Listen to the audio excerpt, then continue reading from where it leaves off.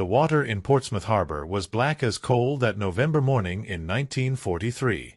A thin fog clung to the surface, thick enough to hide secrets but too thin to stop the cold from seeping into bones. Beneath the docks, beneath the rusted hulls of merchant ships scarred by Atlantic crossings, something far more dangerous waited in the mud. Lieutenant Commander Margaret "Maggie" Hale stood at the edge of Pier 7, her breath forming small clouds in the freezing air. She was 32 years old, though the war had aged her face in ways a mirror couldn't quite capture. Her hands were calloused, her fingernails perpetually stained with grease and salt water. She wore a heavy wool coat over naval fatigues, but underneath, strapped to her torso, was something no one else in the Royal Navy possessed, a breathing apparatus so experimental that only 3 prototypes existed in the entire Allied forces. "Another one?" she asked quietly. The harbour-master, a grey-haired man named Dalton, nodded grimly. His face was pale. "Lodged under the SS Redwood. American Liberty ship. She came in last night. Crew didn't know until this morning when the dock inspector spotted the tail fins." Maggie's jaw tightened. G7A or G7E? Electric, most likely. No bubbles reported. That meant AG-7E, a German electric torpedo, silent as death itself. The kind that had sent dozens of Allied ships to the bottom without warning. This one had either malfunctioned or struck at too shallow an angle and wedged itself beneath the ship's keel. Either way, it was live. 1,000 pounds of high explosive, wrapped in steel, waiting. How many men aboard? Maggie asked. 47. We can't evacuate without causing panic across the entire port. And if that thing goes off... He didn't need to finish. If a torpedo detonated in Portsmouth Harbor, it would trigger a chain reaction. Fuel stores, munition ships, dry docks, the entire Southern Naval Operations Center could go up in flames. Hundreds dead.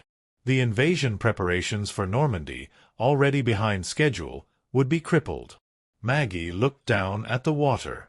Somewhere below that black surface, wedged in mud and shadow, the torpedo waited. She'd done this twice before, once in Scapa Flow, once in Liverpool. Both times, she'd nearly died.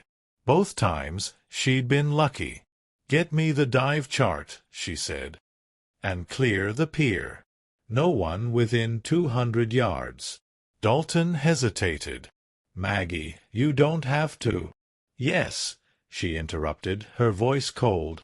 "I do." She turned and walked toward the equipment shed, her boots echoing on wet wood. Inside, under a tarp marked with oil stains and secrecy, sat her lifeline, the closed-circuit rebreather unit Mark II.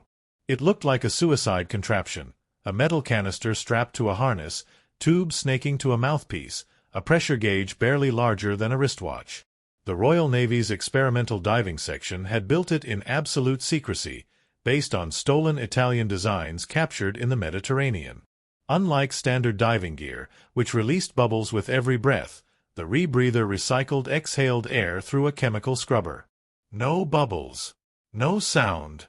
Perfect for slipping beneath enemy ships undetected, or for approaching unexploded ordnance without disturbing sensitive pressure triggers. Maggie stripped off her coat and began strapping on the gear.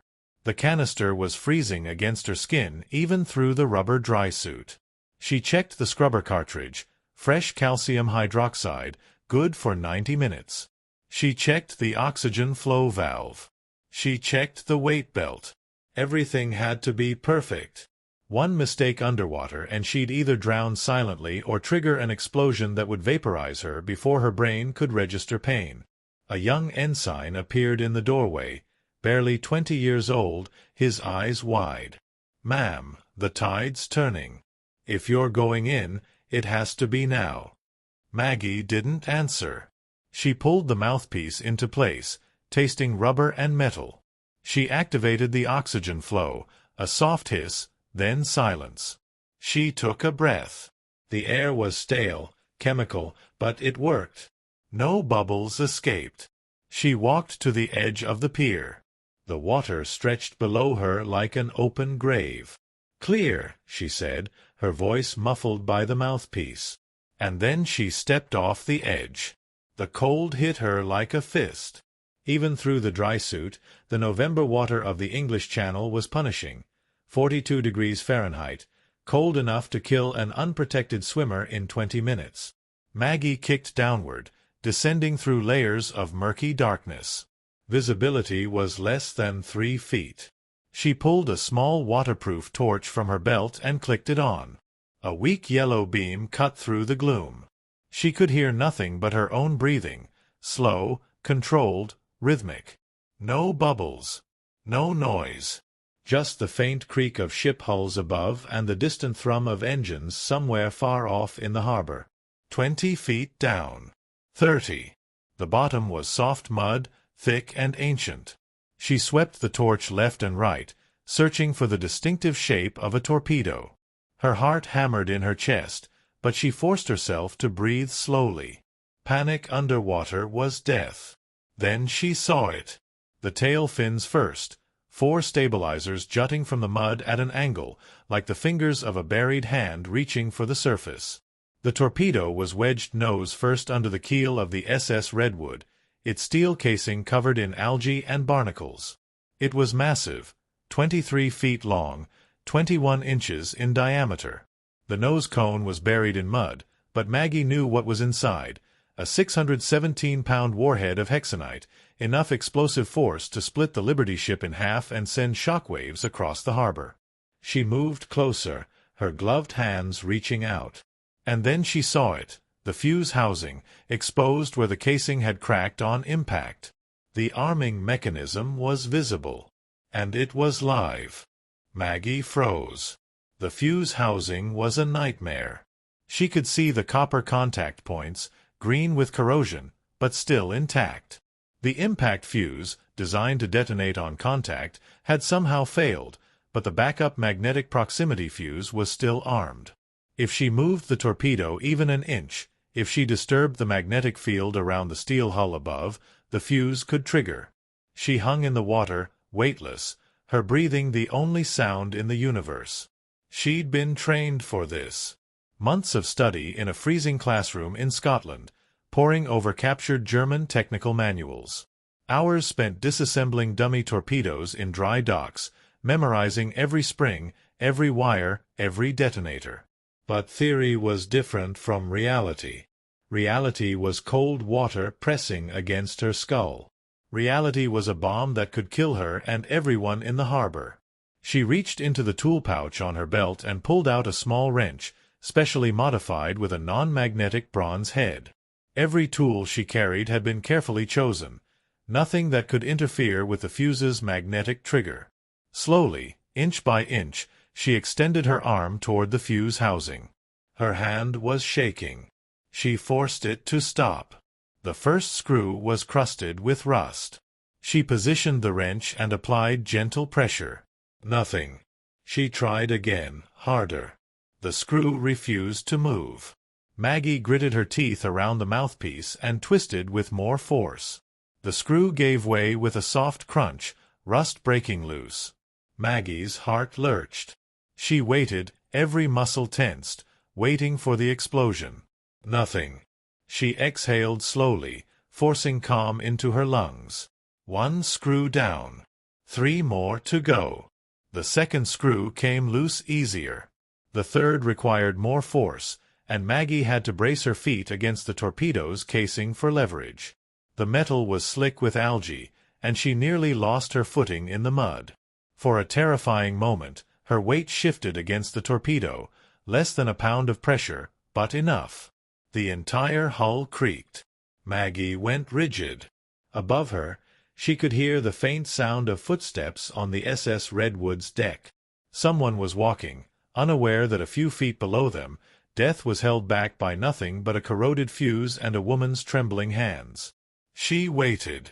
30 seconds. A minute. Nothing. She removed the third screw. The fourth screw was stripped. Someone, probably the German technician who'd loaded this torpedo back in Brest or Lorient, had over-tightened it. The head of the screw was mangled, the slot barely visible.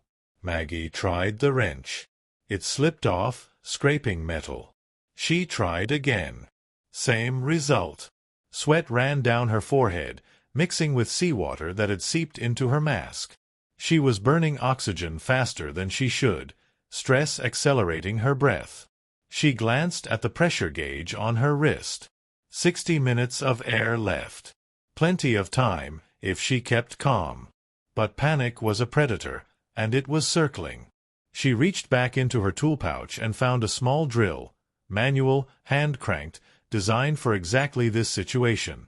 She positioned the bit against the stripped screw and began to turn the crank. Slowly, carefully, the bit bit into the metal, carving a new groove. 5 cranks. 10. 15. The screw loosened. Maggie removed it and let it fall into the mud. The fuse housing cover was free. She pulled it back, exposing the interior mechanism, a maze of wires, springs, and detonators. This was the moment of truth. The German G7E electric torpedo used a dual fuse system, an impact fuse for direct hits and a magnetic influence fuse for near misses. Both had to be disabled, or the torpedo could still detonate. She pulled out a pair of wire cutters, bronze, non-magnetic. The first wire was red. According to the training manual, red wires led to the impact fuse. She positioned the cutters around it and squeezed. Snip! The wire fell away. Maggie watched the fuse mechanism, waiting for any sign of movement. Nothing. The impact fuse was dead. But the magnetic fuse was still active. This was the dangerous part. The magnetic fuse was triggered by changes in the surrounding magnetic field, like a ship's steel hull passing overhead. To disable it, Maggie had to sever a specific wire deep inside the mechanism. But if she cut the wrong wire, the fuse would interpret it as a trigger signal and detonate immediately. She shone her torch into the housing, trying to trace the wiring. Her vision was blurring, salt water stinging her eyes, exhaustion creeping in. She blinked hard, forcing focus. There. A green wire, coiled around a copper solenoid. That was the one. She positioned the cutters. Her hands were shaking again, worse this time. The cold was sinking into her muscles, making her fingers clumsy. She took a deep breath, slow, controlled. "You've done this before," she told herself. "You can do it again." She squeezed the cutters. The wire resisted for a heartbeat, then severed with a soft metallic click. The fuse housing went silent. No click. No spark. No explosion. Maggie closed her eyes and let out a long, shuddering breath. The torpedo was disarmed. The warhead was inert. The harbor was safe. But she wasn't done. The torpedo was still wedged under the ship's keel. If left in place, it would corrode further, potentially leaking hexanite into the water or becoming a navigational hazard. It had to be moved. And moving a disarmed torpedo was almost as dangerous as disarming it. One wrong shift, one sudden impact, and the chemical explosive could still detonate from shock. Maggie reached for her tool belt and pulled out a length of nylon rope. She threaded it through the torpedo's tail fins, creating a makeshift harness.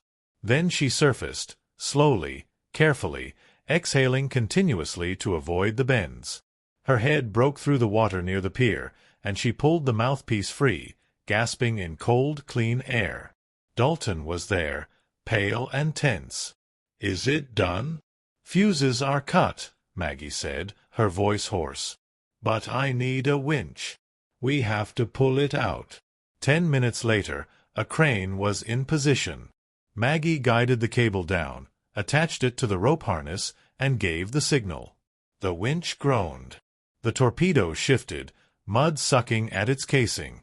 Slowly, inch by inch, it rose from the bottom. When it finally broke the surface, covered in slime and seaweed, the men on the pier stared in silence. It was a monster, dark, sleek, deadly even in death. Maggie climbed onto the pier, water streaming from her suit. She was shaking with cold and exhaustion, but she allowed herself a small, grim smile. One more saved. One more disaster averted. But in the back of her mind, she knew the truth. There would be another. There always was. The call came 3 weeks later, in the middle of the night. Maggie was asleep in her quarters, a small room in the naval barracks at Portsmouth, bare except for a cot, a desk, and a stack of German technical manuals. The banging on the door jolted her awake, her heart already racing before her eyes opened. "Lieutenant Commander Hale." A voice, urgent and breathless. "You're needed immediately." She was dressed and moving in less than 2 minutes. Outside, a staff car was waiting, engine running, headlights cutting through the December fog. She climbed in, still pulling on her coat. "What is it?" she demanded. The driver, a young corporal, didn't look at her. "Multiple torpedoes, ma'am. Weymouth Harbor.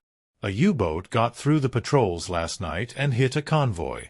3 ships torpedoed, 2 sunk. But 5 more torpedoes are lodged in the harbor, all live. They're evacuating the town." Maggie's blood went cold. 5. "Yes, ma'am. And they're not just under ships. One hit the harbor wall. Another's wedged in the main channel. If they go off, the harbor's gone. 12,000 people live in Weymouth." The drive took an hour, through blacked-out roads and military checkpoints. By the time they arrived, the harbor was chaos. Soldiers were directing civilian evacuations, trucks rumbling through narrow streets, families clutching suitcases and children. The air smelled of diesel and fear. Maggie found the harbor commander, a Royal Navy captain named Winters, his face gray with stress. "We've got 5 G7ES, he said without preamble. "All fired from U-333, confirmed by sonar tracking before she slipped away. 3 hit ships, 2 are at the bottom. But the other 2 torpedoes missed and embedded themselves in the seabed. And 1 hit the stone wall of the harbor entrance without detonating. That's our worst problem." He led her to a map spread across a makeshift table. Red circles marked the locations. The torpedo in the harbor wall was the critical one. If it detonated, the explosion would collapse the stone structure, blocking the harbor entrance and trapping every ship inside. Worse, the shock wave would likely trigger the other 4 torpedoes, creating a chain reaction. "How deep is the wall one?" Maggie asked. 30 feet. But it's in a narrow channel with heavy current. And it's leaking. Leaking what? Hexanite. The casing cracked on impact. We can see it in the water, yellowish stain. If it leaks enough, the chemical composition could become unstable. We have maybe 6 hours before it's too dangerous to approach. Maggie stared at the map. 5 torpedoes. 6 hours. And she was the only person in Britain with the training and equipment to do this. "I'll start with the wall," she said. "Alone. I'm the only one with the rebreather. If I take a dive team, their bubbles will disturb the water and increase the risk of detonation. I go alone." Winters looked like he wanted to argue, but he didn't. He just nodded. "Good luck, Commander." Maggie suited up at the harbor edge, her hands moving through the familiar routine, checking the rebreather, testing the oxygen flow, strapping on the tool belt. But something felt different this time. The exhaustion from the previous weeks, the cold that had settled into her bones, the weight of knowing that if she failed, thousands would die. She pushed the thoughts away and stepped into the water. The current hit her immediately, stronger than she'd expected. It pulled at her body, trying to drag her downstream. She kicked hard, fighting toward the harbor wall. Visibility was worse than Portsmouth, less than 2 feet. Silt stirred by the current turned the water into a gray soup. She found the first torpedo by touch, her gloved hand brushing against cold steel. She shone her torch. The casing was cracked, a jagged split running along the side. Yellowish hexanite was oozing from the crack like pus from a wound, dissolving slowly into the water. Maggie's pulse spiked. If too much leaked, the explosive would become chemically unstable, prone to spontaneous detonation. She had to work fast. She reached for her tools and began the disarming process, removing the fuse housing cover, tracing the wires, cutting the impact fuse. Everything was harder in the current. Twice, she nearly dropped her wire cutters. Once, a surge of water slammed her against the torpedo's casing, and she felt the entire structure shift. She froze, waiting for the explosion. Nothing. She kept working. 15 minutes later, the first torpedo was disarmed.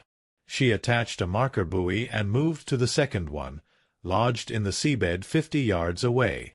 The second torpedo was easier. Intact casing, no leaks.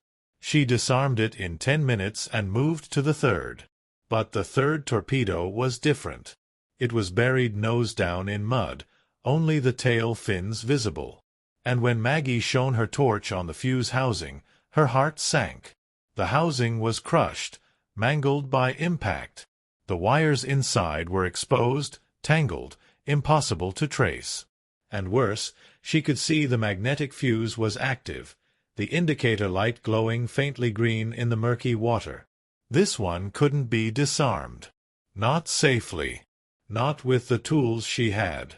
She surfaced, pulling the mouthpiece free. Winters was there, waiting. 3 down, she said, gasping for air. But the third one's a problem. The fuse housing is destroyed. I can't cut the wires without triggering it. Can you move it? Not without the magnetic fuse detecting the movement. It'll detonate. Winters swore. What do we do? Maggie thought fast. The other 2 torpedoes, the ones farther out in the harbor.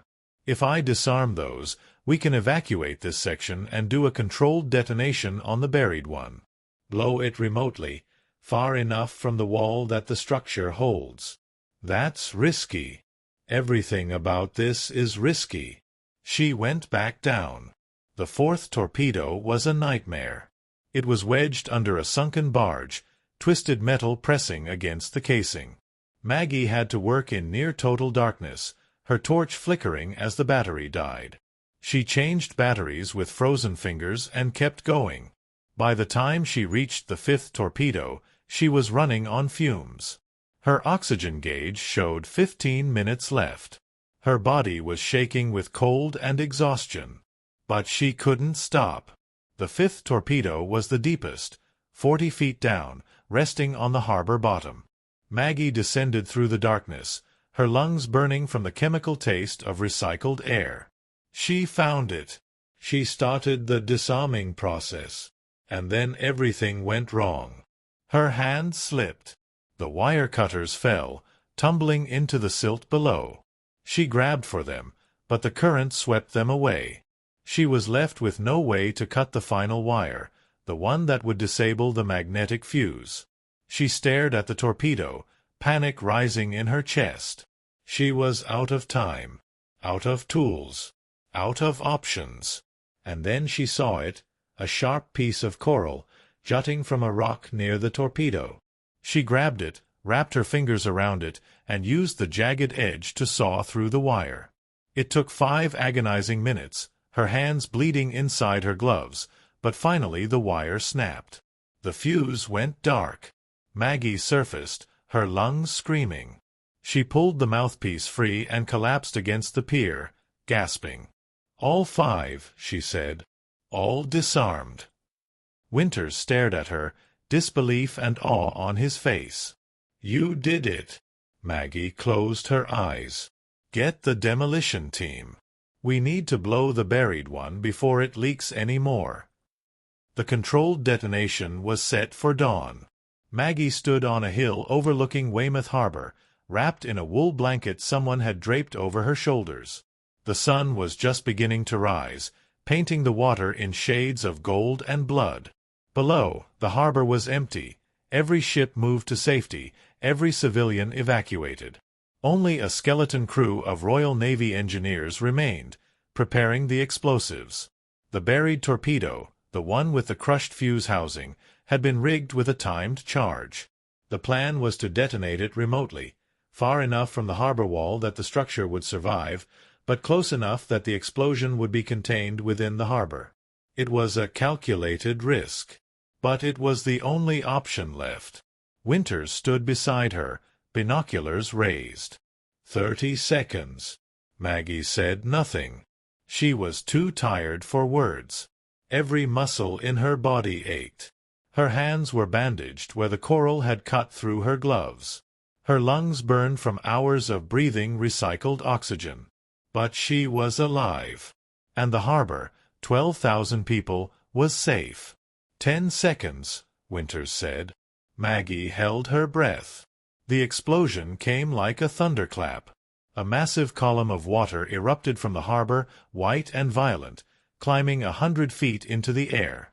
The shock wave rolled across the water, rippling outward in concentric circles. A few seconds later, the sound hit, a deep, rolling boom that echoed across the hills. And then silence. Maggie waited, watching.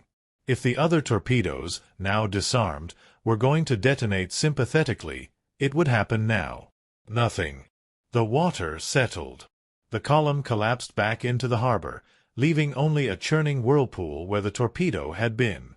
"It's over," Winters said, his voice thick with relief. "You did it, Hale. You saved them all." Maggie nodded slowly. But she didn't feel relief. She felt empty. Hollow. Like something inside her had burned away in the cold water and the darkness. "How many does that make?" Winters asked quietly. "Torpedoes." "Yes." "How many have you disarmed?" Maggie thought about it. "Portsmouth, Liverpool, Scapa Flow, and now Weymouth."